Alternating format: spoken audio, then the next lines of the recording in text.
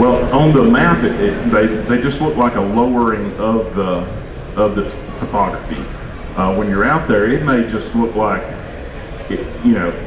especially when you've got the LiDAR imagery, you can kind of tell a little more, but when you're out in the field, it may just look like a small rocky patch that's going up. It may just be a more rocky area, and it'll kind of be lower than the rest. Like if you're going along looking at the ridges, all of a sudden it kind of bubbles down a little bit.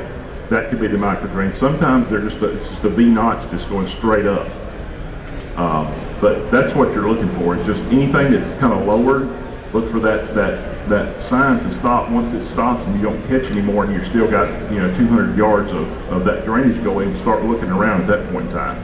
Also, while we're on the topic, kind of early on in the seminar, we kind of got some examples here of thermal hubs. To describe to somebody out here that's maybe never even looked at a thermal hub, how would you go about explaining how a thermal hub lays out on a property when it comes to all the drainage coming together? Just to explain for guys. So maybe they're not in as steep a terrain, they're more sole terrain. How would they go about finding thermal hubs on their property? Yeah, I mean, if the terrain is lower, if you're looking at a map, it's just going to look like fingers coming together. Like you got the multiple kind of lower ridge points that kind of funnel together, and they all meet at a certain point. They don't have to meet identical, but they can kind of, one comes in here, one comes in here, one comes from here, and they're all in different areas. But when they all of that thermal piles down into kind of one general area.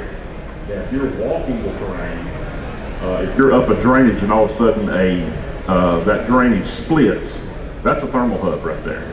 That's going to create a thermal pool because you've got two drainages coming together.